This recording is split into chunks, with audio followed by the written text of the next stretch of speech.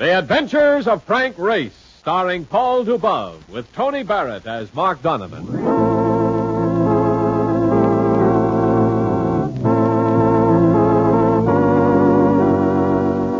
The war changed many things, the face of the earth and the people on it. Before the war, Frank Race worked as an attorney, but he traded his law books for the cloak-and-dagger of the OSS. And when it was over, his former life was over, too. Adventure had become his business. The Adventures of Frank Race.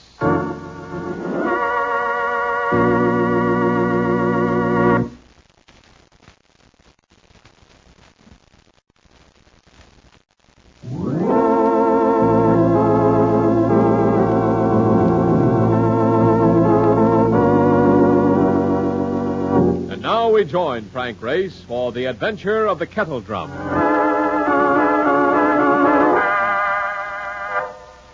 Enthusiasm is all right in its place, but there are times when it can be a curse, particularly when you've been up all night playing poker and your mouth tastes like an old mattress from too much smoking.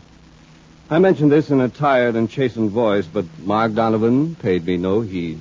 He went right on being enthusiastic. Nah. Come on, chum. Come on. Cold shower and a cup of coffee, that's all you need. And then you gotta go see this dame, and she is really worth it. Marcus, please, I am going to sleep. But you can't do that. You got to see this dame. I promised you. I'll see you tomorrow. Listen, look. She used to know you, see. She told me to say her name was April Ennis. Does that ring a bell? Yeah, it rings a bell. Ah, that's good. Let me have a cigarette, Mark. All right, now look. If you remember her name, you will remember what she looks like. And if you remember what she looks like, you will want to see her. And if you don't, you ought to be taking vitamins. Is it right? April Ennis? Yeah. What did she want? Well, the way I figured, she's in some kind of trouble. But that's why she wants to see you in a hurry. All right, drive me over. What's the address? Strictly hoity-toity. Number 8, Leyden Square.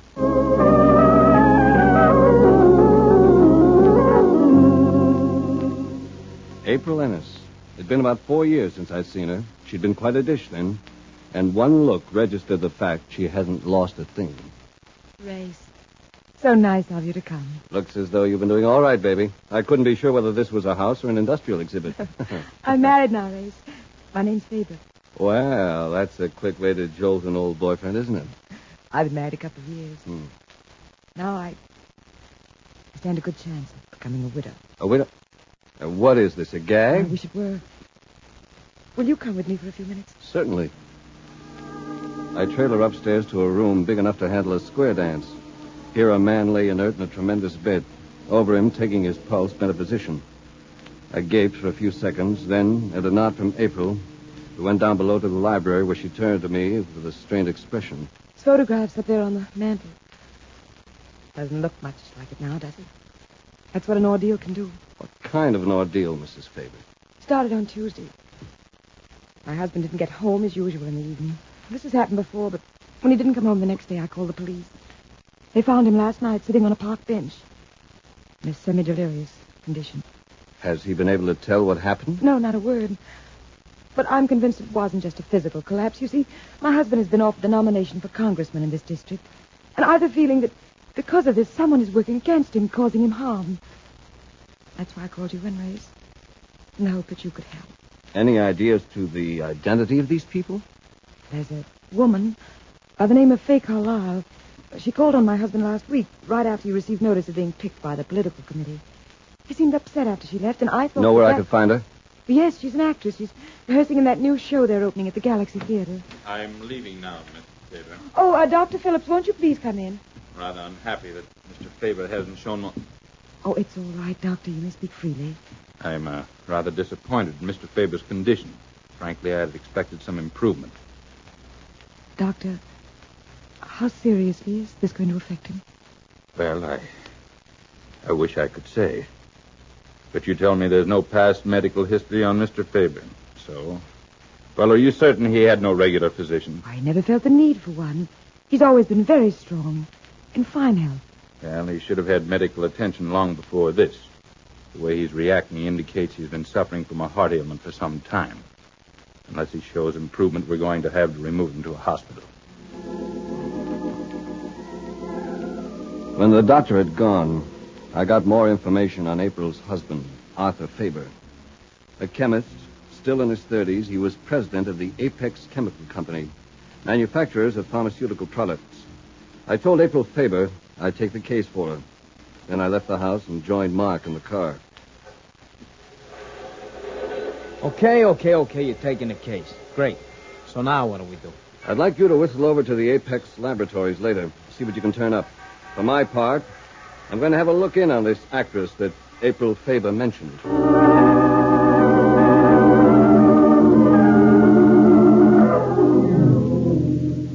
I found Faye Carlyle in her dressing room. She sat before the mirror, touching up her face, and from my point of view, the scenery wasn't bad. Across the mirror, someone had scrawled a telephone number in lipstick. Parkway 2444. She noticed that this had taken my glance and wiped it away with a makeup towel. She stared at me in the glass and then turned around. If you're selling brushes, let's see your sample. Don't bristle, pet. I'm a writer, doing a novel on the theater. And I got the idea that taking you out to lunch would be a delightful way of picking up material. Got your throttle right down to the floor, haven't you? That's quite an approach. Oh, it's no approach. I'd really appreciate it if you go out with me. Oh, might be interesting. But I tell you what, before I go, I've got to make a phone call. She went past me exuding the fragrance of taboo and kept me waiting for such a long time I began to think I'd been played for a yokel. But just as I was about to call it a lost effort, she came back with a perky smile of agreement. I waited in the corridor while she changed clothes. She presently appeared looking like something out of Sack's window. I told myself gleefully here was a case with definite possibilities. But I didn't revel in this thought very long. At the stage door, we were intercepted grimly by a blond male who looked as though he should have been playing tackle for Notre Dame.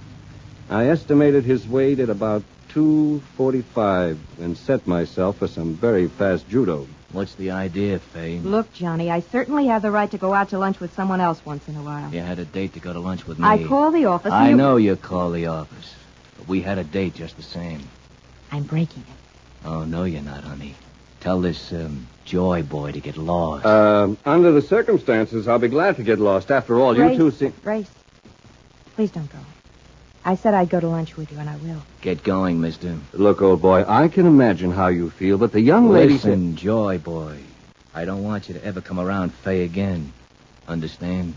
Your statement is clear and to the point. And just so you don't forget, I'm going to tie a little string around your finger like... I rolled with the punch, catching it on the shoulder, then swung one of my own, but the girl lurched against me and... Oh! Nice blocking, honey. Come on, Johnny. Let's just leave him here.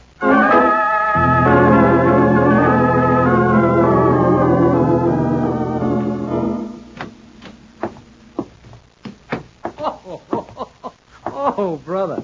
Who dim your headlight? Lovely, isn't it? I'm doomed to dark glasses for a week. That actress must pack quite a punch. This was done by an enraged heavyweight of the masculine sex. Yeah.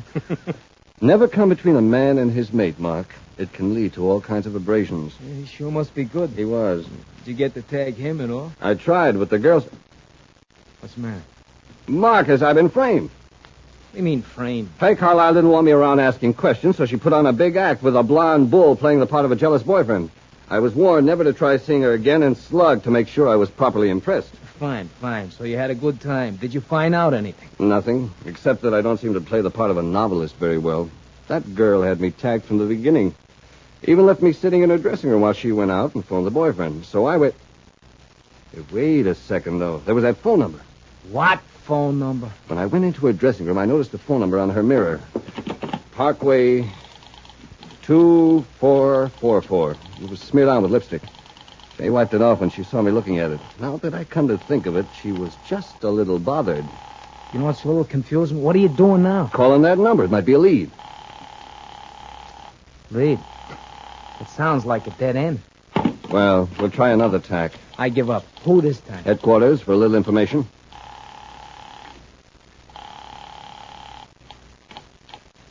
Homicide, Lieutenant Levis. Ed, Frank Race, could you get an address from a phone number for me? Oh, what's the number, Race?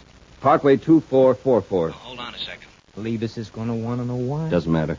Race? Yes, Ed? Anything homicide might be interested in? Not so far. I'll keep you posted. Okay. Here's your number. Nightclub on Houston spot called the Kettle Drum. Don't happen to know who runs it, do you? No, I don't.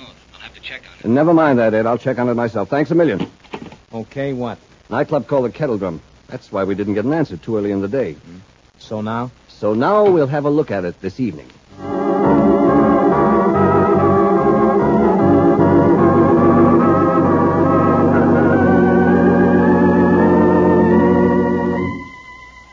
The Kettle Drum is one of those spots where the extent of your dancing depends on the strength of your elbows.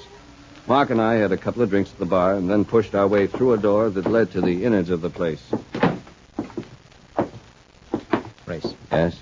Look, just what are we looking for? Anything we can find. Why? Because I got a hunch we were spotted when we stepped out of there. Maybe. Just the same, I'd like to find... Hey, a shot. Came from behind that door ahead. Somebody's officer. Look. Holy cow, it's a dame.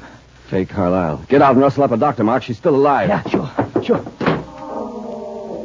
She'd been shot through the chest.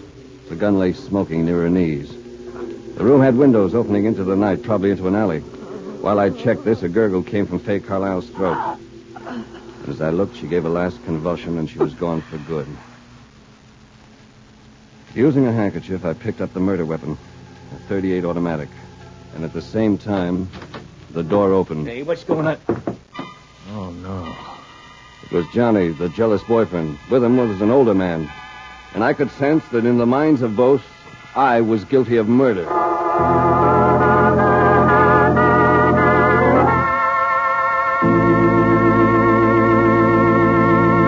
We'll return to the adventures of Frank Race in just about 1 minute.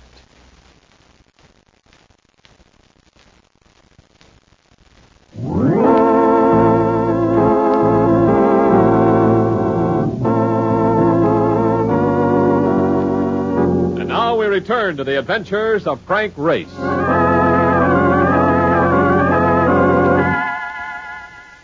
The two men stared at me, and I stared back. I certainly couldn't blame them for their thoughts. They'd surprised me standing over the girl's body holding a smoking gun. The older man, sleek in white dinner jacket, maroon cummerbund, eyed me narrowly. You and the girl must have had quite a disagreement. I had nothing to do with this. I just found her here. Well, you lie. You shot her. Look at her, Troxel. She's dead. I'm going to get her. Johnny. Stick out the gun. I didn't kill her, Johnny. Give me a few minutes, and I'll prove it to you. No, I'm going after him, Troxel. Gun or no gun. I'm going to get my hands on him. Hey, where's the light? He shut the light.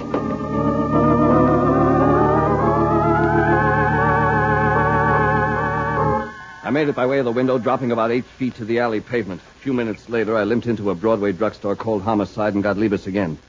I broke the story for him. You say you had Donovan with you when you found the body? That's right. Then you don't have to worry about you having an alibi. There's also the little matter of motive, Ed. All right, Race. I happen to have the gun. I'll bring it in for the ballistics boys. I phoned you first because I thought you might move in fast and surprise someone. Oh, and while you're there, you might check on what happened to Mark Donovan. Okay, we'll do that. Thanks for the call, Race. My next stop was Center Street, where I waited a couple of hours for a report on the pistol. It finally came through as a double negative. No fingerprints, no record of ownership.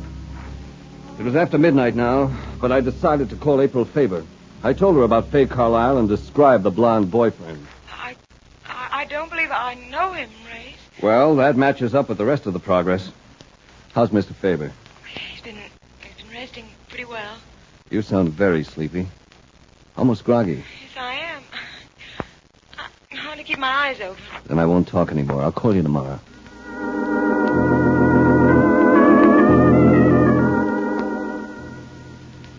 I was beginning to feel a little worried about Mark, so of course I headed back to the Kettle Drum. But the place was sealed by this time, with no one around but a pair of uniformed officers, who, as usual, were thoroughly noncommittal. Then, being very tired, I headed for home.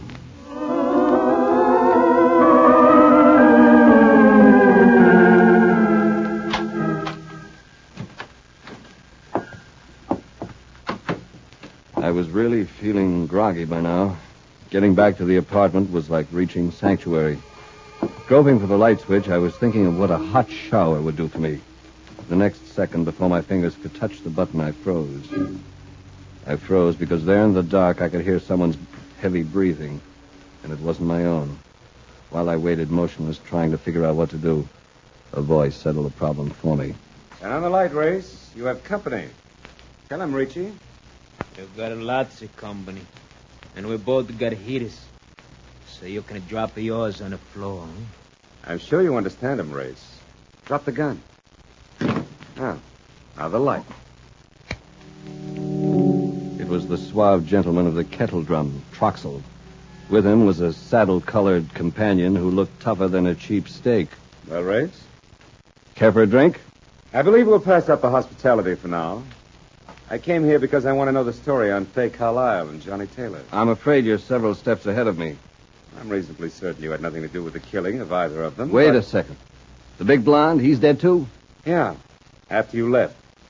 We found his car with blood all over it, and he was gone. Who was Johnny Taylor? He happened to be my partner. I'll mourn poor Johnny. But I'm not going to allow my sadness to get in the way of good business. To put it concisely, Johnny was working on some kind of a deal. Whatever it was, if Johnny was in it, there was money involved. Now, I'd hate to see a good thing die just because Johnny did. If Taylor was your partner, why should he want to mix in anything shady? The kettle drum looks like a paying proposition to me.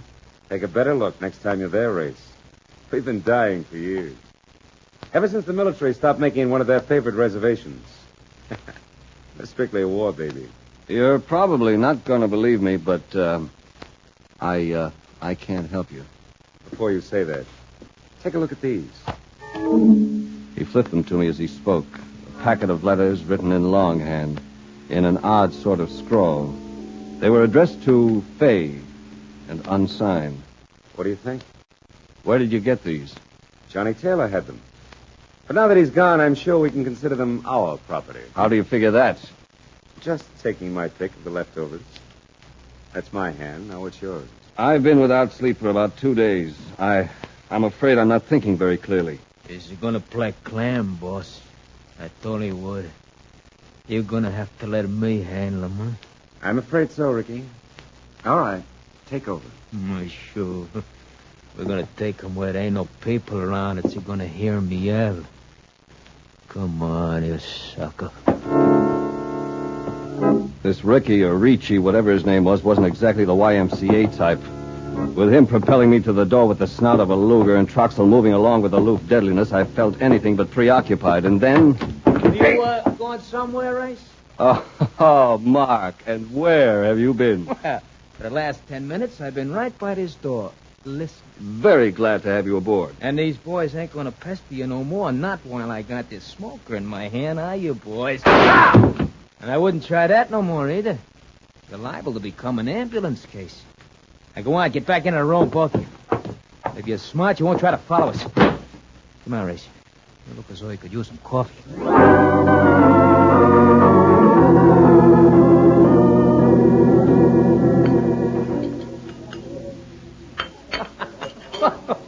Oh, brother, you sleepy. You know, I have never seen you look this punchy. Yes. Yes. Is that all you can say, yes? Didn't you go out to Faber's Chemical Company?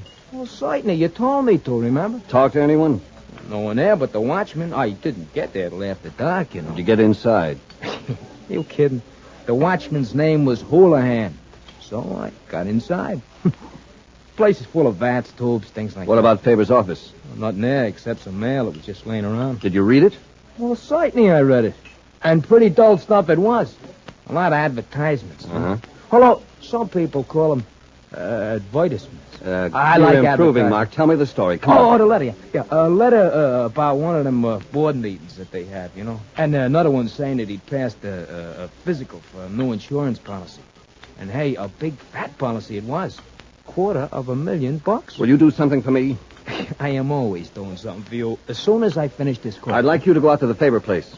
This late? I'd like you to get through to Faber's nurse on the quiet. Ask her to grab every vial that's held any drug she's administered to Faber. Ask her to hold them and not say anything about it. Oh, great. And while I am doing all the heavy work, what are you going to be doing? I'm going to pay a visit to that chemical plant.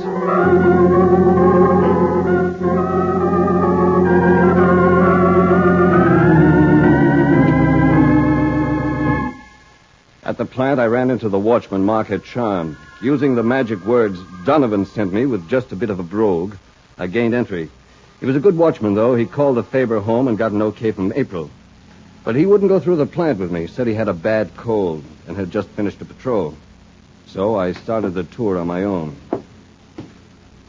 It was a big place. I spent an hour on the first floor alone. Locating light switches wasn't always easy, and there were times when I got into trouble. Well, it was almost 3 o'clock when I reached the third floor, where I found just the setup I'd been searching for. Just what did you expect to find, Rex? April. Yes, I became upset when the watchman called about you. I decided to come down here. Oh, well, you must have decided in a hurry. You're still wearing slippers. Well, maybe I've been a little too hysterical about all this, Race. Perhaps we just better forget about it. I'm afraid it's too late for that, April. This is a case of murder. That girl's death needn't concern us. It isn't only Faye Carlisle. Here, you come with me. Take a look inside this batch. Well, just the same, Race. She came very close to going into a dead faint. I remembered smelling ammonia in one of the tubes I'd investigated, so I found a mortar about the size of a cup and filled it with the stuff. It finally brought her out of her shock. I'll be all right now, Race. Good girl, that's fine. But there's some kind of body in there. It was a body. The way that acid is working, couldn't be anything at all in just another few hours. Who is it, Race? Well, I'm betting it's a lad by the name of Johnny Taylor. But who could have put him there? April, I'm afraid it was your husband. My husband? You can't be serious. I hate to say it, honey, but I'm very serious. Oh, no. Now, listen, some time ago, your husband chased around with Faye Carlisle. What? Like a lot of other men, he was foolish enough to put his thoughts about her on paper. With your husband up for this political nomination, Faye and this boyfriend of hers figured these letters would make Arthur Faber good pickings for blackmail. But Arthur wouldn't take it. He met Faye Carlisle and shot her to death. Then he killed Johnny Taylor and brought him here. Taylor's body was shoved in the acid to make it disappear, so it would look as though he'd just run out on Faye Carlisle's murder. No, how could Arthur do all that? Why, he's been suffering from a heart attack. That was his alibi. His beautiful alibi. How could a man kill anyone while he was in bed with heart trouble? And that's why you've been so groggy. You were drugged, you and that nurse. So you'd be too groggy to know when Arthur Faber was slipping out to commit murder. But he's heart trouble. Honey, have you ever heard of goof pills? Well, you wouldn't have, but they were used during the war by draft dodgers. It made them seem to have heart trouble. Oh. Your husband's a chemist. He knew how to make those pills for his own use. Race, I can't believe all this. I'm sorry, honey. I'm afraid the police will. And I happen to have the motive in my pocket, the blackmail letters, with the handwriting matching your husband's office memos. And then there's the Johnny Taylor corpus delicti. Arthur. It's a pity you had to discover all this, Mr. Race. Pity for you, that is. It was Arthur Faber, all right. Dapperly dressed and looking as healthy as a round of golf. He was gripping a pistol and gripping it steadily. Arthur, you're ill. You shouldn't be here. I think Mr. Race explained that situation very well, my dear. I even had that silly nurse giving me injections of water, which she thought was medication. But I'd like to know what led you to suspect me, Mr. Race. The doctor said your illness indicated a heart condition that had existed for a long time. But in your office, my partner found a letter that showed you just passed a physical examination for an insurance policy. Ah, yes, the unforeseen circumstance. It's a shame. Because now I shall have to see to it that you join our friend Johnny Taylor. And you too, my dear. Oh. I'm sorry, but I have no other alternative. You'd clutter up my peace of mind, no end. Look, we're both allergic to acid, I'm sure. I'm really very sorry. All right, since you insist on the acid, I'm going to insist on this ammonia. Are you blinded me? You... Oh, I'm sorry, Faber, but that's all for you.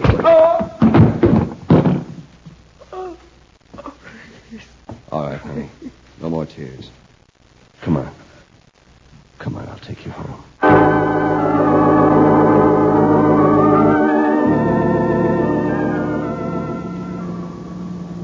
Well, now you can get some sleep, right? I don't feel much like it now, Marcus. The tiredness is past. Yeah. You don't sound as though it has. Something else now. That girl and what I had to do to her. Hey, that's right, isn't it? Yeah, that's right. She was an old flame, wasn't she? One of the biggest and brightest. Yeah. Oh, but look, kid, it ain't gonna do you no good thinking about it. No, there are times when thinking doesn't pay. Yeah. Hey, look, you want to stop for a drink, huh? Yes. Oh, yes. Tonight I really need one.